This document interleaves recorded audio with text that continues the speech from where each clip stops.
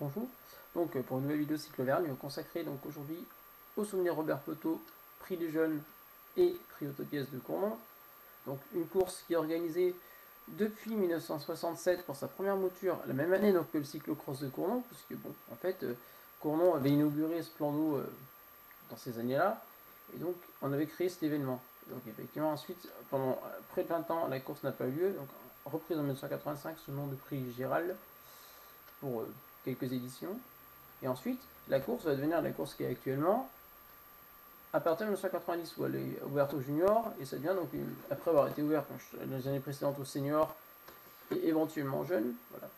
Donc c'est une course donc, qui va peu à peu prospérer. Déjà on avait déjà quelques petits un palmarès intéressant chez les juniors, notamment par exemple moi je crois chez les tout jeunes à partir de 96 environ. On a l'ouverture également en mini cadet. On a par exemple Frédéric Vernet qui l'emporte, on a Nicolas Gallon, on a Florian Vachon aussi, on a par exemple qui font des bonnes places dessus. On a Pierre Arambou aussi dessus, on a Nicolas Perrin, quelques très bons jeunes de mon époque effectivement qui réussissent à faire des places pas trop mal. Nicolas Château aussi qui avait bien marché dessus aussi. Voilà. Donc on a aussi Frédéric Lagache au club qui avait bien marché par exemple aussi, quand c'était jeune dessus. Puisqu'effectivement on a la course qui passe en passe également à partir du début des années 2000, ce qui correspond au changement de circuit, puisque avant en fait le circuit restait plutôt du côté allié dans la commune. Avant de migrer en centre-ville du côté du Cornonnet sur un super circuit, franchement qui était vraiment très intéressant avec une belle bosse qui rappelait un peu celui-ci de Saint-Germain-l'Herbe ou celui-ci d'Aurillac, avec une bosse assez sélective. Sauf que bon, donc en 2002, ce qui se passe en fait, c'est qu'il y a des gens de quartier qui vont se plaindre. Et donc ce qui se passe, donc le circuit est en urgence déménagé, et là en fait, donc le club trouve une solution dans le centre-ville qui devait être provisoire en fait et qui s'avère au final définitif. Donc le circuit au final, en fait, qui pareil, comme je l'ai expliqué tout de suite, révélera quand même pas mal de bons courants, notamment ces dernières années avec CDC, par exemple, Nicolas Rousset-Favier, Maxence Bluy dessus par exemple, voilà, des jeunes qui sont maintenant pas trop mauvais on va dire, qui maintenant commencent à faire leur trou en senior. Voilà. Notamment Nicolas Rousset-Favier qui est maintenant coach vendu par exemple. Voilà. Ensuite, donc concernant ce circuit, donc c'est un circuit qui est très simple en fait, c'est un ovale. Simplement c'est un ovale, 4 virages. Un ovale vitesse à l'américaine, c'est un 4 virages. Simplement c'est un mini Indiana, c'est Indianapolis mais version vélo en fait.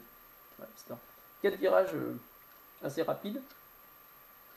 Et ce qui constitue tout simplement en fait, la grosse difficulté de ce circuit, en fait, tout simplement, en fait, c'est tout simplement en fait, le revêtement du circuit est tellement pourri, a tellement pas du tout été refait depuis des lustres, qu'en fait, ça devient un espèce de Paris-Roubaix. C'est un espèce de Paris-Roubaix sur 70 tours, 65-70 tours. Donc, quand tu fais comme je l'ai fait en 2019, la course des grands, la course des grands dessus, on va dire que au bout de presque 80 km, t'as juste plus de bras, plus de jambes, t'as plus rien parce que c'est tellement pourri au niveau du revêtement et ça, puis en fait, ça en fait qu'en fait la course souvent se termine assez peu au sprint en fait. C'est une course qui va souvent se terminer par une échappée qui peut même prendre un tour au peloton parce que le circuit court, 20 km. Et voilà. Donc en fait, c'est ce qui constitue, d'autant qu'en plus que le vent peut jouer un rôle dessus parce que justement, comme tu as deux lignes droites, le vent peut vraiment jouer un rôle. Parce que souvent, en plus, la ligne droite opposée étant en faux plat montant, le vent peut créer des bordures. C'est déjà arrivé. Voilà. Donc maintenant, on va passer aux engagés. Donc voilà, donc on a environ 25 engagés en passe. Et féminine, puisque la course féminine est supprimée, une course qui avait été créée donc, dans les années 2010 est supprimée et regroupée avec la course passe et la course 3 cette année. Donc voilà. Ensuite, environ 80-90 engagés en 3 et junior. Et ensuite, donc, nous aurons enfin environ une centaine d'engagés environ en école de cyclisme. Voilà. Sachant qu'en plus, cette année, on souffre de la concurrence à Cournon de l'épreuve qui est organisée dans le sud Cantal, à Saint-Constant, donc les interclubs, effectivement, qui ont lieu le même jour cette année.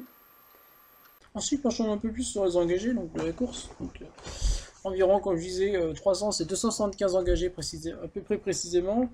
Donc en passe cyclisme, donc on aura 23 concurrents, je pense même plus proche des 30 avec les engagés de dernière minute.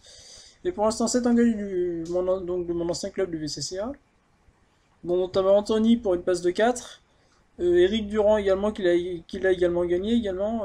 Timoš Kojt qui sort d'un bon Beda également. Alexis Test de l'ECCF qui a pas fait franchement mauvais Beda. Vu la remontée qu'il a fait, il a pas fait mauvais Beda, on va dire. Voilà. Puis ensuite, on a également Eric Malgouzou qui avait été bien placé dans les années 2000 chez les jeunes, également, à l'époque. Et on a enfin Anthony Clavel également, donc du team Jallet, qui rapid sprinter, qui tourne autour du pot ici, mais qui je pense qu'il pourrait la gagner. Parce que bon, Anthony, il a carrément les capacités pour la gagner, avec ses capacités au sprint. Et enfin, donc, Elodie Conti, je pense chez les féminines, puisque bon, Elodie est une bonne, se débrouille quand même plutôt pas mal, et bon, effectivement, donc voilà. Donc, chez les féminines, sur les courses pass, je pense qu'Elodie devrait facilement disposer de la concurrence, on va dire. Et ce qui est bien, c'est qu'on a quand même 3 voire 4 féminines au départ, donc c'est quand même pas mal. Ensuite, donc, on va passer aux cadets, donc les cadets, environ 75 cadets, ici pareil, 15 jeunes de Cournon, ce qui veut dire que le club finalement a bien supporté en fait le fait que la Proimo s'arrête en fait, ce qui était une crainte. Donc ici pareil, parmi les favoris, moi certains jeunes coureurs avec qui j'ai roulé, donc moi je pense à un petit jeune comme Loris Dutartre, qui est pas mauvais au sprint, qui je pense pourrait bien se débrouiller ici par exemple. Voilà. Les jeunes d'histoire également, donc le Baptiste notamment à Histoire. Louis d'ailleurs, également à Histoire. Voilà. Donc des jeunes qui se débrouillent pas trop mal, on va dire, que j'ai vu grandir maintenant avec mon âge. Et en 3 juniors, donc en 3 juniors, par contre peu de coureurs de Conon, il y a Elliot quand même, qui est pas mauvais. Mathieu qui a fait deuxième l'année dernière, du club organisateur. Histoire notamment. Histoire avec une bonne équipe quand même, avec Alexandre Giron qui avait fait une bonne place là-bas à l'époque. Alexis Baillet, ces gens. Voilà. Arnaud Lavigne qui est en e-sport comme moi aussi également. Et qui on va se retrouver sur les. Qui comme moi prépare les Coupes de France, je pense, également. Voilà. L'Excel aussi avec Mathis Gauvin, qui est aussi un très bon jeune coureur aussi notamment. Voilà. Le club, on a aussi Lyon Sprint Evolution avec une forte équipe féminine avec Adriana Torres qui avait gagné ici chez les filles sur le prix du Zénith. Mon ancienne coéquipière Léa Guglielmini également, donc chez les féminines. On a Sophie Almeida chez les féminines, on a également. On a aussi Elise donc de l'Excel aussi, donc un bon petit contingent féminin sur cette preuve aussi. Tout comme d'ailleurs sur l'épreuve, ça justement sur l'épreuve cadet, il y a 8 féminines donc engagées, ce que je suis en train de dire avec Adriana et Léa notamment. Il y a Anouk qui se débrouille plutôt pas mal. Donc on a aussi le fils de Michael Buffat également qui court aujourd'hui, qui va courir donc demain également pour le club de Lyon. On a le CSO Mio qui est venu également en déplacement. Qu'on voit plus trop, puisque moi, c'était des clubs que je voyais souvent quand on était jeune, quand il y avait le Tour du canton de Bretonneux, dans le coin, il y a quelques années. On voyait.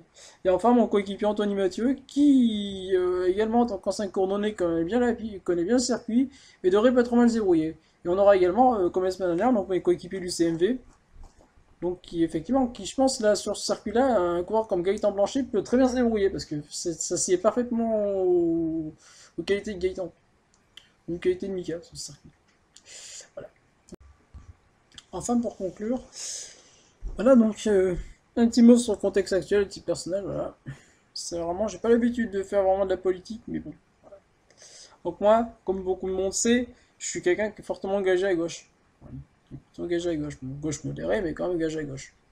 Donc, comme ce qui se passe actuellement me touche à titre personnel, puisque voilà, non seulement j'ai des amis d'école d'architecture qui sont ukrainiens, donc Olga Nalei notamment, j'ai plus une autre amie qui est originaire là-bas. Voilà. Franchement, mais qu'est-ce qui a pris à Vladimir Staline, parce que j'ai appelé Poutine Staline, Staline et Poutine c'est la même chose, c'est-à-dire deux mecs complètement mégalos qui voilà, qui sont à la tête d'un grand pays, mais qui ont réussi à faire l'exploit qu'a fait Staline, c'est-à-dire détruire son pays au final. Parce que moi, je pense qu'au final, un mec comme ça, il va. Oui, ça sera resserré, mais ça finira comme l'URSS pour moi. Vous voyez, Gorbatchev avait réussi ça très bien. C'est que Gorbatchev, il avait réussi à l'époque, en écoutant les gens un peu, en écoutant un peu tout ce qui est autour de lui, à faire une transition entre l'URSS en 91 dans des contextes encore plus difficiles qu'à l'heure actuelle, point de vue économique, point de vue politique, où il s'en prenait plein la gueule pour après Troïka. Il avait réussi. à faire une transition quasiment sans sang, à part en Lituanie éventuellement et dans certaines républiques du Caucase du Sud où ça avait bardé sévère, où ça finit en guerre, notamment entre l'Arménie. Là aussi, c'est un pays qui, je pense, va finir par en prendre plein la gueule aussi. L'Arménie et l'Azerbaïdjan. Et entre la Géorgie et certaines républiques séparatistes, voilà, ça avait fait un peu de la merde, ça avait fait, voilà, mais beaucoup moins que maintenant. Là, c'est vraiment, là, c'est du, là, c'est ni tout blanc, ni tout blanc, ni tout noir. Zelensky, c'est aussi pas un super bon président. Franchement, Zelensky, il faut dire qu'au quotidien, comme disent les gens, il est quand même peu, il fait pas, il fait, oui, là-dessus, il fait un truc bien. Mais au quotidien, c'est un mec qui est novice en politique. Mais bon, et là, pour le coup, Poutine, franchement, il fait n'importe quoi, là. Là, il nous fait quoi? Il nous fait une Brejnev, là. Sauf que Brejnev, c'est un peu, pour moi, c'est un peu le président plus pourri que l'URSS a eu ces 50 dernières années, quand même. Avec Yeltsin. C'était des pochetrons, les gars. Voilà. Donc, franchement, il aura réussi un truc, Poutine, quand même. Il aura réussi à rendre son pays encore plus détestable qui a 40-50 ans quand c'était l'URSS et que l'URSS menaçait de balancer les bombes atomiques et tout ce qui bougeait. Voilà. Il aura définitivement pour moi achevé ce qu'était cette superpuissance qui était l'URSS il y a 30 ans, qui tenait tête aux États-Unis. Pour en faire quoi? Pour en faire un pays qui est aussi crédible maintenant que le Parti communiste en France. Voilà. Donc c'était Lionel. Bonne fin de. Comment c'est déjà? Bonne fin de journée. Et puis, ouais, profitez de la vidéo. Pensez à mettre un petit like ou un petit commentaire en tout. Voilà, c'est toujours pas mal. Au revoir.